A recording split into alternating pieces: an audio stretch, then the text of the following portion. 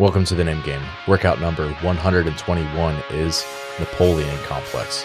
From 0 to 8 minutes on the clock, we start with an 8-minute AMRAP. The buy-in for the AMRAP is 15 clean and jerks at 185, 125. After your buy-in, you will complete as many rounds as possible of 5 inverted burpees and 15 toes to rings in the remainder of that 8 minutes. Then from 8 minutes to 13 minutes on the clock, you will take that time to find a max complex in 1 clean plus 3 jerks. Your score is your total reps on part 1 of the workout and your weight in pounds in the second part of the workout as a single score. Additionally, you must use a single barbell for the entirety of this workout.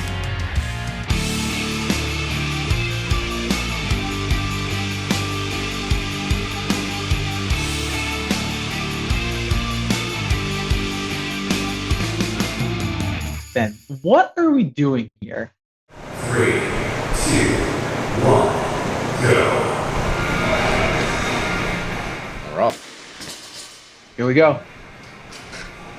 Go ahead, Chris. You can make fun of me now. All right, everyone. This starts with 15 clean and jerks, totally normal. Then we're going to do 5 inverted burpees. And when gotta tie the shoe. When I saw this workout, I immediately was like, Ben, what are we doing here? So I will not take credit for what you're about to see.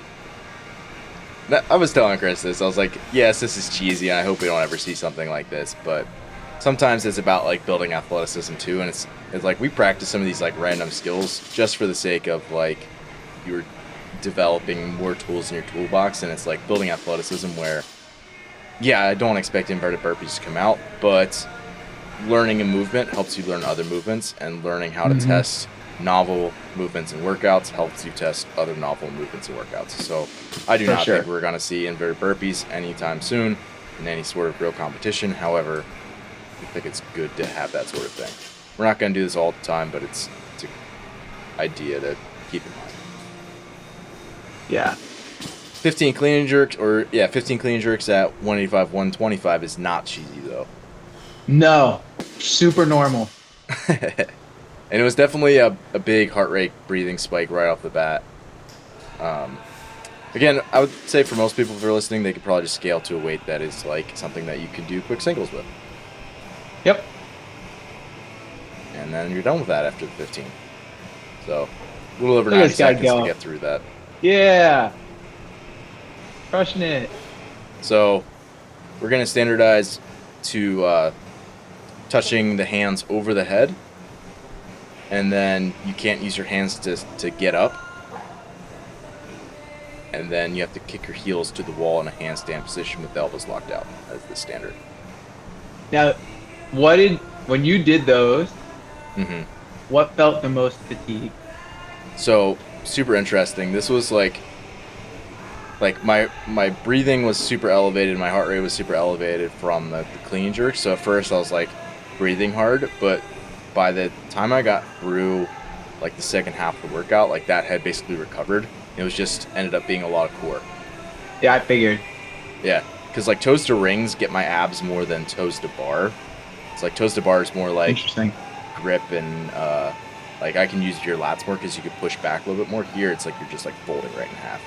Like yeah, I was just gonna say I don't think I ever get into like that deep of a folded in half compressed position in a toes to bar. Yeah, you also kind of like you're not using your upper body as much because you do have to manipulate more around. You have to manipulate your body more around the bar because it's a fixed object. Yeah. Versus the rings kind of do that hip swing for you. So yeah. Yeah. So at the beginning, these were feeling pretty good, and it's sort of like coming out of a pistol. Whereas if you don't have great pistol positions, this is going to be a challenge just to get up out of there. Baby. Time it right. And you see I do that a lot where I kind of like almost fall over as I come out of the inverted burpee. And I save it, and it doesn't really matter, and it's not like, I'm sure they could standardize that different ways, but basically as long as you get out of it and don't use your hands to stand up, that's fine. But it definitely, they got squirrely at the end. Like I wasn't like failing them, so to speak, but they were definitely getting sloppy. For sure. I will say the toes to ring definitely gets your grip just because you're hanging on for so long.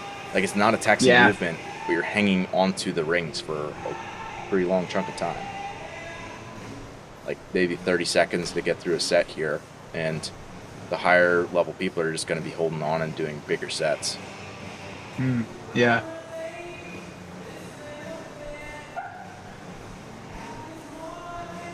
One thing you'll see is I do that scissor kick each time, like a handstand push-up to get up, or like a initiation of like a handstand walk.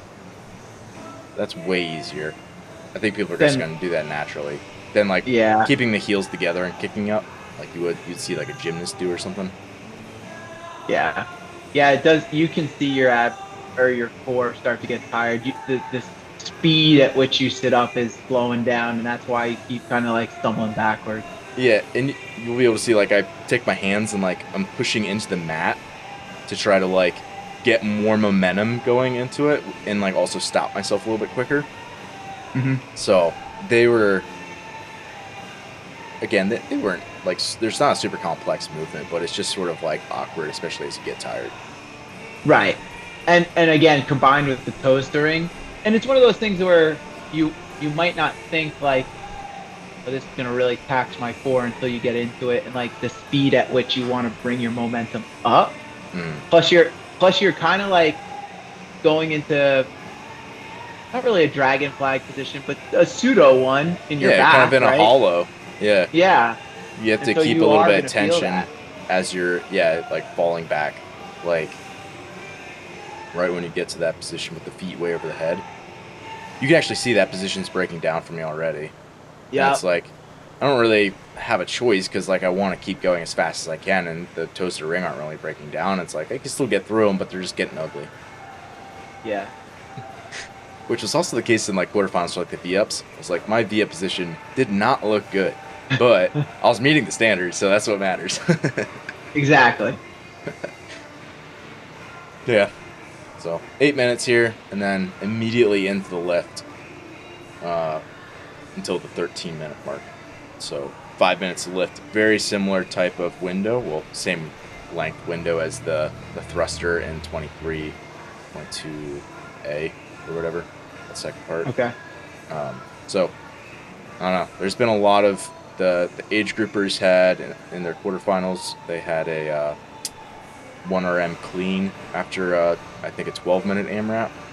Okay. So, it seems like a lot of tight lifting windows after a Metcon is going to be more of a normal thing where you get a few attempts at best.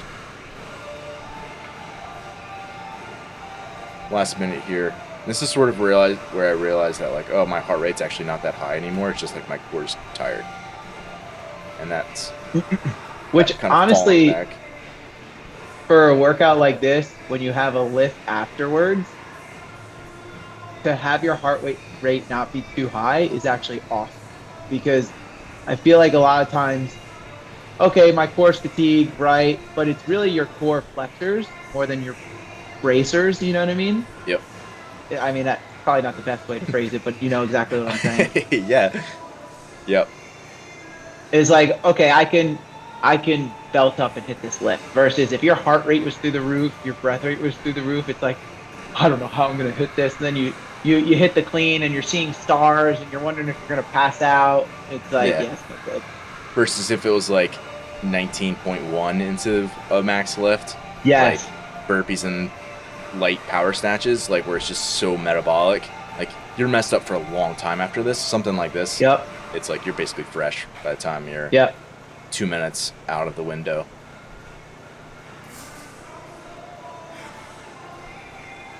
So again, there is a single bar, so it's up to people obviously what their max is and what they actually use for the first buy-in portion. But likely it's well under their max, so maybe they just do like a kind of a warm-up primer type lift with that weight, or just switch it out. I just decided to switch it out. Shoulder to overhead like jerks for me are pretty stable technique. Like I don't miss those a lot. Like snatches are more finicky for me than like jerks. So for sure, and you'll know the athlete will know that. Yep. So if you're someone who jerk is more of a finicky movement, especially as you're tired, then maybe take an additional attempt just as like a gimme type weight. But it also might be all right because you almost had 15. You basically had 15 warm-up lifts before, swinging around on the rings and rolling around on the ground. Yep.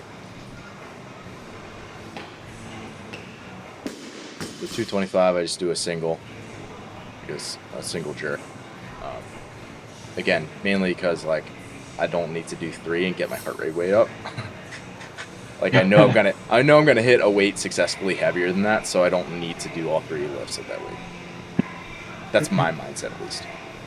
And I think that's smart.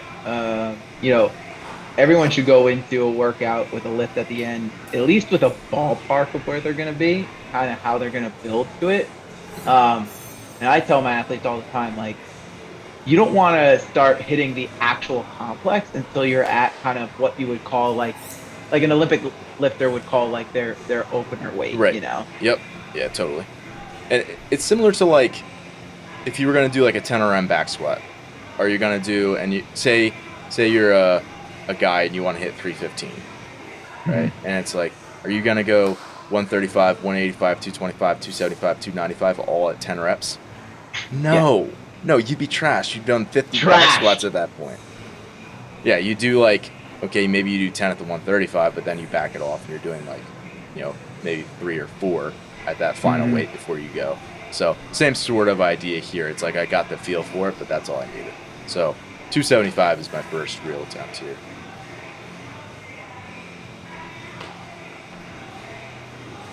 Corner. Yeah, that looks solid. Yeah, it felt really solid too. I was happy with that.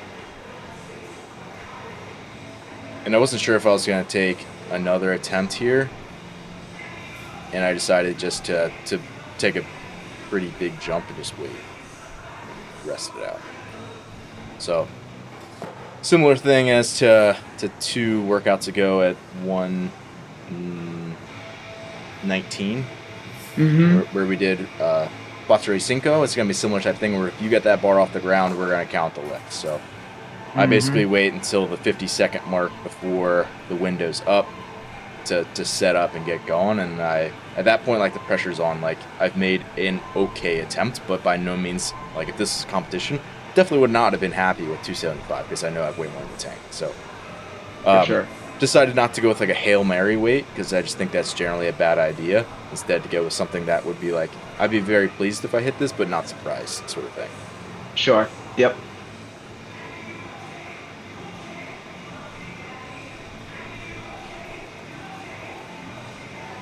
What do you think people will be able to hit as like a relative to like a 1 rep max or something like this, Chris?